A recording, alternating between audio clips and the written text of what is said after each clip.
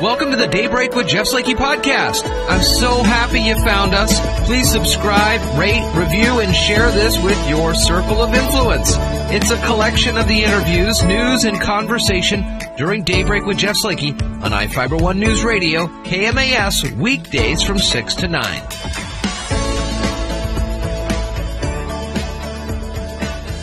Good morning to you. Hope you're having a good start to your day. And Spencer Hughes, good morning to you, sir. Hey, good morning. How's it going today? Good on this Thursday. We have a big weekend upcoming with some things to talk about, free days. Spencer will mention in a little bit. Today in the news, the latest on the COVID numbers for Mason County, a report from the Washington News Service. I'll check the weather as well as we get closer to the weekend and a lot of regional news to share. Mason County has 36 total confirmed cases of COVID-19 since it began. There is just today, as of today's release from Department of Health for Mason County, just one active case currently. That's great news. Of course, we had, isn't that? Of course, we had the unfortunate one passing of a person in Mason County. Beginning Monday, all employees will be required to wear a cloth facial covering except when working alone in an office, vehicle, or at a job site, or if your job has no in-person interaction. Employers must provide cloth facial coverings to employees unless their exposure dictates a higher level of protection under Department of Labor and Industries. You can refer to the coronavirus facial covering and mask requirements online for more details. Employees may choose to wear their own coverings at work, provided it meets the minimum requirements. And, of course, many of our local stores and restaurants are opening back up. So before heading out into other parts of the state, check out some smaller businesses and locally owned shops in Shelton and Mason County. For how you can help, visit the Mason County Economic Development Council. The Washington State Parks and Recreation Commission invites the public to enjoy 3 free days at state parks in the month of June. On free days, visitors don't need a Discover Pass for day use visits by vehicle. The first free day is this Saturday, June 6th, in recognition of National Trails Day.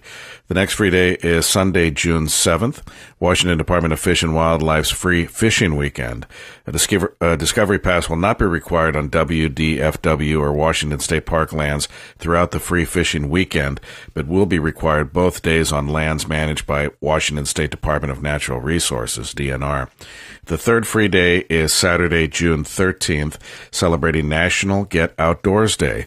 Though most Washington state parks have reopened for day use, the agency encourages visitors to minimize the spread of COVID-19 by recreating responsibly. Environmental groups are joining the chorus of voices denouncing police brutality in the wake of George Floyd's death. Eric Tegedoff reports some see environmental harm and police violence as inseparable issues. Environmental groups are joining the chorus of voices denouncing police brutality in the wake of George Floyd's death. Some see environmental harm and police violence aimed at communities of color as inseparable issues. Research finds communities of color and under-resourced communities are more likely to be located near hazardous waste sites and subjected to pollution. Reverend Dr. Herbert Carey at To God Be the Glory House of Worship in Kent says these same communities also are subject to harsher treatment by the criminal justice system. Environmental justice and police brutality are moral issues of violence, and it is in the poor and underprivileged area that all of this takes place. Carey says environmental hazards create health disparities for communities of color. People of color are more likely to suffer from asthma, low birth weights, and other effects associated with environmental risk factors. Susan Balbus is board president of the environmental justice group Front and Centered in Washington State. She says one issue hangs over both environmental racism and police brutality. They're all connected to white supremacy and institutional racism, which is built into our system. Bulbus says policy change and more resources are needed to help correct some of these disparities. Washington State has created a map of health disparities that she says will be instrumental in guiding changes going forward. But she also notes the voices of people of color often aren't heard in discussions about policy. It's getting leaders from communities of color at the decision-making table. And then that's how we begin to shift. We shift the narrative, we shift the understanding, and we shift policy, and we shift resource allocation. For Washington News Service, I'm Eric Tegedoff. Now, thanks, Eric. Again, today on the show, lots of regional news, more conversation. A reminder that senior shout-out hotline is still active through the rest of the month. So if you've got a senior you want to honor on the air, give us a call at the listener line, 360-426-1030. Press 0 and leave that message for us, and we'll get it on the air. More Daybreak Show is on the way. From the iFiber One News Radio studios, you're listening to Daybreak. Good Thursday morning once again to you. And Spencer, good morning. How you doing? Hey, good morning. I'm doing well. And you? Good. It's a nice start to the day and looking ahead to a fun weekend to be sure. We have a lot of regional news throughout the day today. Let's get it started. Yeah, absolutely. A sea of protesters packed streets in Seattle yesterday in a sixth straight day of demonstrations over the killing of George Floyd amid increasing criticism of the police department's repeated use of tear gas and flashbangs to disperse mostly peaceful crowds. By mid-afternoon, thousands had descended upon City Hall, where police holding batons formed lines behind metal barricades. The demonstrators carried Black Lives Matter signs, called for cutting the department's budget and shifting the money to social programs, chanted for officers to remove their riot gear, and knelt or sat together as they surrounded the building. Seattle Police Chief Carmen Best is vowing to make sure her officers' badges are visible when they cover protests. She also agreed to look into the crowd control tactics, but she defended their need to wear protective equipment. Best told members of the Community Police Commission during an online meeting yesterday that while she's sickened by the horror of George Floyd's death, she said she has a responsibility to protect lives, property, and the officers. More than 12,000 complaints have been filed against the police in Seattle since the protests began. Democratic governors say they want a bipartisan statement from all governors opposing President Donald Trump's threatened deployment of the U.S. military to quell unrest stemming from protests over the death of George Floyd. On a National Governors Association call, Illinois Governor J.B. Pritzker called the threat an attack on states, while Washington Governor Jay Inslee said Trump's threatened use of military force could do more to inflame problems than to help. Association Chairman Larry Hogan, the Republican governor of Maryland, cast doubt on whether there could be broad consensus from governors to rebuke Trump. Yeah, I don't think that. The Republican governors are sticking close to the president right now. Governor's office say that 6 counties have applied to move to the third phase of the 4-stage reopening plan. Applications have been submitted for Ferry, Stevens, Pend Oreille, Lincoln, Columbia, and Wahkiakum counties. They are among 8 counties that have been in Phase 2 for 3 weeks and are eligible to apply to advance to the third phase. Garfield and Skamania are also eligible to apply as of Wednesday. Phase 3, which expands group gatherings to 50 or less, including sports activities, and allows restaurants to increase capacity to 75%. Gyms and movie theaters can also reopen at half capacity during this phase. Governor Jay Inslee says he and Tacoma Mayor Victoria Woodards will push to ensure there is a full and complete investigation into the death of Manuel Ellis, who died March 3rd in handcuffs while being restrained by Tacoma police. The Pierce County Medical Examiner's Office determined that Ellis died of respiratory arrest due to hypoxia due to physical restraint and ruled Ellis's death a homicide. Police say 2 Tacoma police officers had asked Ellis if he needed help, and when the officer stepped out of the car to talk, Ellis allegedly assaulted the officer, leading to the restraint. The News Tribune reports the Pierce County Sheriff's Office is investigating.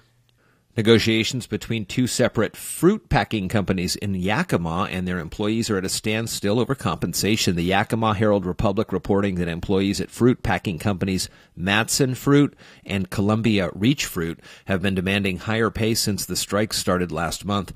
Matson Fruit announced Monday it would have answers in July for its workers, while Columbia Reach Fruit has proposed a bonus program.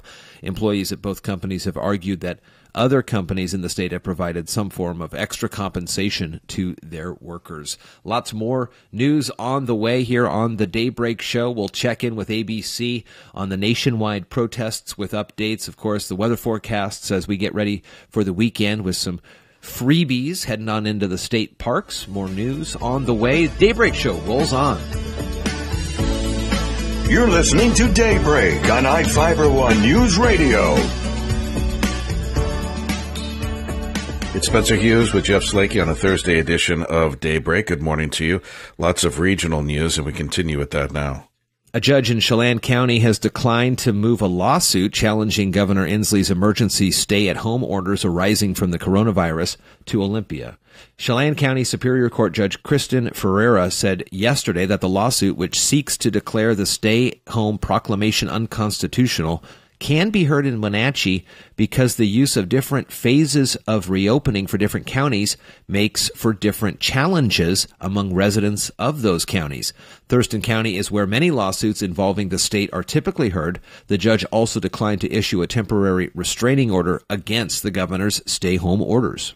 Portland, Oregon is known for protests that can descend into chaos, but even the liberal city is reeling from the nightly unrest spreading from peaceful demonstrations over George Floyd's death. For 5 nights, smaller groups have smashed windows, set fires, and broken into buildings. The mayhem is not unique to Portland, but the sustained demonstrations in a place famously nicknamed Little Beirut by a staffer for President George H.W. Bush have pushed police to the brink. That's unusual for a city well-versed in civil disobedience. The police chief yesterday pleaded with people to help stop those who are holding our city with violence. As coronavirus raced across America, the quaint seaside town of Cannon Beach shooed away the tourists it depends on. The tiny vacation destination, known for its iconic coastal formations, making the unprecedented decision in March to try to keep the pandemic at bay. Now, with the summer looming and coronavirus restrictions lifting, the choices facing Cannon Beach are emblematic of those confronting thousands of other small tourist-dependent towns nationwide. They're struggling to balance their residents' fears of contagion with economic survival. It's a make-or-break summer in these vacation spots, and the future is still terrifyingly unclear. Cannon Beach, of course, Spencer, the home to the filming of Goonies. And when they talk about the rock formations there, those are the rock formations that you can see in the movie there as the pirate ship comes on out and all that stuff. Very cool. Of course, a classic movie, and it is Haystack Rock is the name of it. But this weekend is, I think I mentioned it earlier this week. It's Goonies weekend.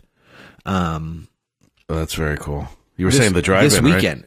The drive-in's going to show up? Yeah, they're playing at the Skyline Drive-In. That's right. Yeah. You can reserve your seats there or your car spaces. They're open half capacity, and that's the Skyline. Rodeo Drive-In up in Bremerton is going to be opening tomorrow as well. We're going to have a chat with Jack Ondrasik, our engineer, and the owner of the Rodeo Drive-In tomorrow. So we'll find out what he's doing to get people back, get their cars back there at the drive-in. Very cool. I've missed the drive-in. It's that's something that everywhere in the country can enjoy, so it's nice to have it here.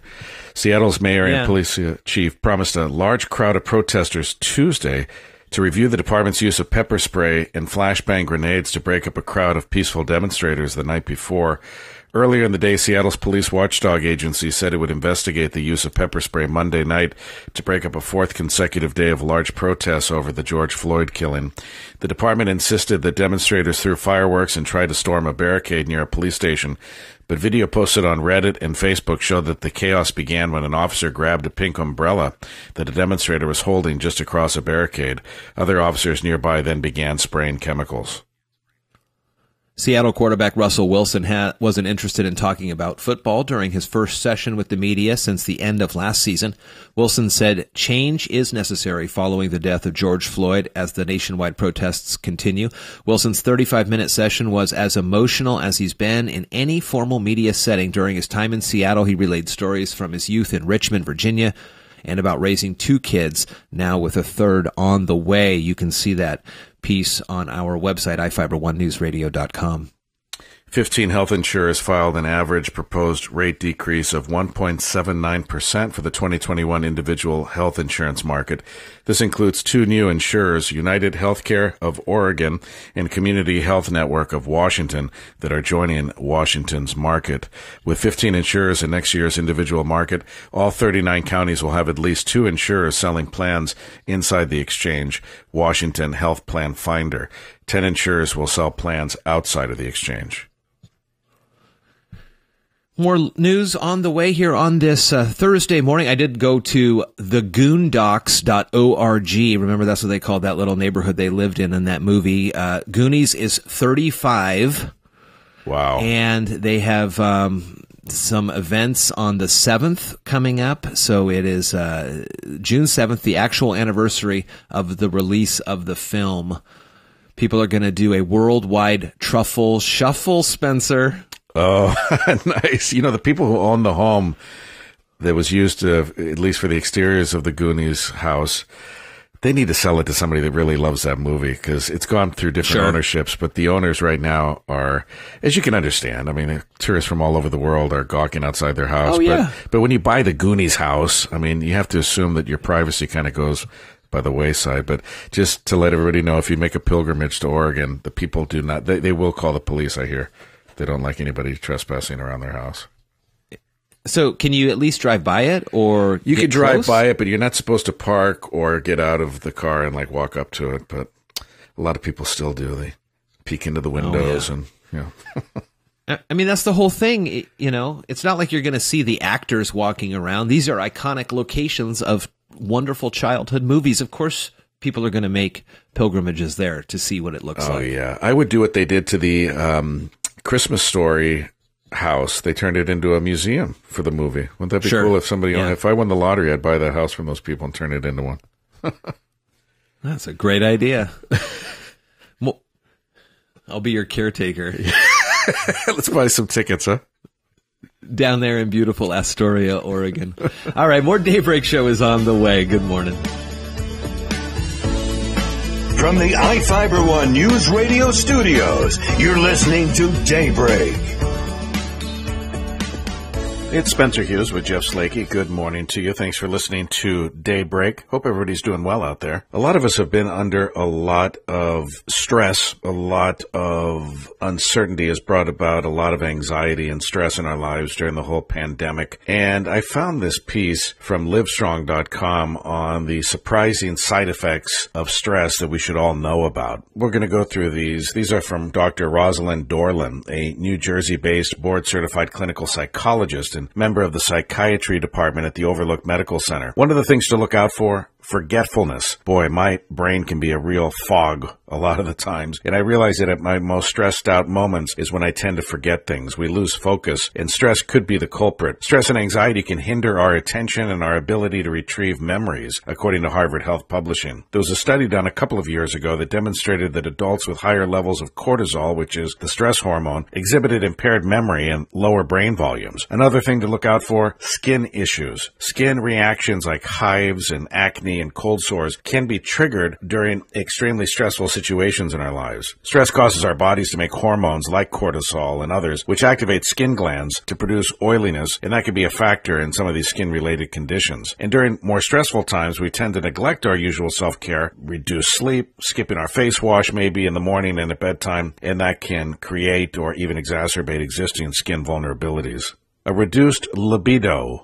Think about it. If your body's in constant reactive state of fight or flight, fear or paralysis due to stress, the conditions aren't exactly conducive to that private time together, right? Tight muscles are another indicator. Have you noticed increased tension in your neck, back, or shoulders? Stress could very well be the culprit. Muscles tense up to protect us from injury during stressful conditions. And to make things worse, stress and anxiety can intensify your perception of muscular pain and decrease your ability to cope with it, according to the North American Spine Society. A big symptom of stress, anger. A lot of people feeling on edge during the pandemic. Irritability, a very common symptom of chronic and prolonged stress. Our bodies release chemicals in response to perceived threats, and our hearts start beating faster and skyrocketing in some cases. A study in the American Heart Journal found that high levels of anger appear to be linked to mental distress and an increased cardiovascular risk. The gut is often affected by stress. Anyone who's ever experienced nervous stomach knows that stress can go straight to your gut. Chronic stress, in fact, can cause a whole range of GI complications, complications, stomach aches, constipation, and diarrhea. And a big one where stress manifests for a lot of us, headaches. Again, it goes back to the fight or flight response. When the body enters this state and produces hormones like adrenaline and cortisol, it causes vascular changes that prep your muscles to deal with danger. The chain of events can trigger migraines or even just more common headaches. So, how do you relax? What are some good stress-reducing strategies? Here are a few things that you can use to cope.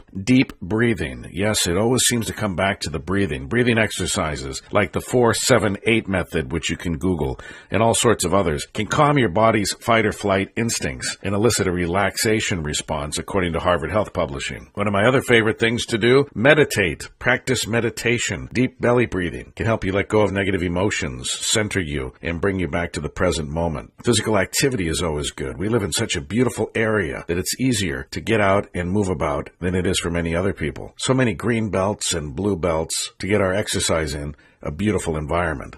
And an old staple, an attitude of gratitude. Spending a few minutes each day practicing gratitude, writing them down in a gratitude journal, can help you feel happier, more positive, and less stressed out. Remember, stress is a normal part of life, and right now, a lot of us are experiencing it on a daily basis, and it's okay. Just remember there's many coping techniques and many books and websites and resources to help you through it. Spencer Hughes with Jeff Slakey on Daybreak.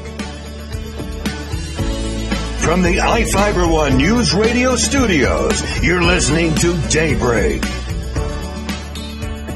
Good morning, it's Spencer Hughes with Jeff Slakey. You're listening to Daybreak. Hope everybody's doing well out there. Well, of course, the pandemic has made us not only reassess our priorities, but really reassess the way we do things and the way we celebrate really important life passages. Everything from weddings to funerals have been altered, sometimes beyond recognition during the pandemic. And one rite of passage that has been changed and affects millions is the pomp and circumstance of graduation. Students all over the country, high school and college, have had to go without ceremonies. And there's not much that can be done about it other than to adapt. And that's exactly what a Texas mother did, surprising her 2020 college graduate with a ceremony he would not soon forget. Her son, Derek Williams, is 22. They're from Houston, and he faced the reality that he would not have a traditional graduation. This from YahooLife.com.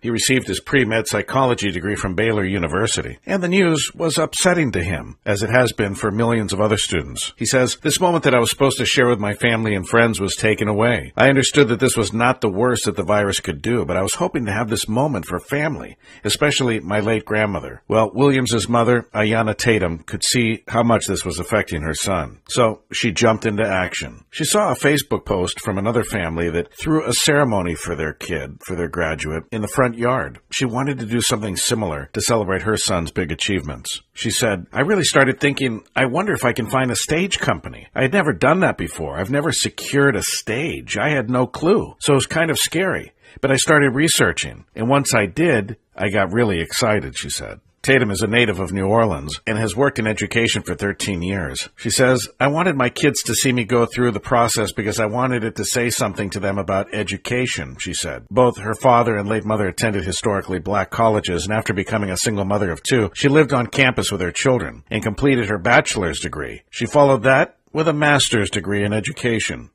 She says, "I actually took them to class at one point, and I do think it had an impact on them." So last week, Williams was told by his mother to put on his cap and gown and come outside. He says, "It all happened so fast. I knew she was up to something when I saw people I didn't know uploading a stage. Then I thought it would be just a small graduation for my mom and immediate family, but more people came, and it felt like a genuine substitute for the real ceremony." Tatum said, "To be a parent and see your child constantly studying, you're looking forward to that big moment, right? That moment where you can scream your absolute lungs out. My mom died a year ago, and she was my biggest fan. Of course, she was my kid's biggest fan. So it wasn't just a graduation. It was something that was giving me hope, something to finally smile about." Williams said, "My education is pivotal in allowing me to become equipped with the tools necessary to give back to others as they have given to me. I am incredibly grateful for the opportunity to continue my education." Williams will attend the University of Texas McGovern Medical School in the fall, and according to his mom, he's already studying and running on a YouTube channel called MedHead. What a great way to honor this graduate Find that special way to honor your graduate as well, even if it's not something as elaborate as this. There's all sorts of ways you can celebrate them. A small way you can do it, but a fun way, is to call our senior shout-out line at 360-426-1030, then press 0, and leave a shout-out and kudos for that special graduate in your family. I'm Spencer Hughes with Jeff Slakey on Daybreak. Thank you so much for listening to today's Daybreak with Jeff Slakey podcast. Again, I'm so happy and honored you found us and chose to listen. Please subscribe, rate, review, and share this with your circle of influence. It's a collection of some of the interviews, news, and conversation during Daybreak with Jeff Slakey on iFiber One News Radio KMAS, weekdays from 6 to 9. Thank you so much again, and talk with you next time.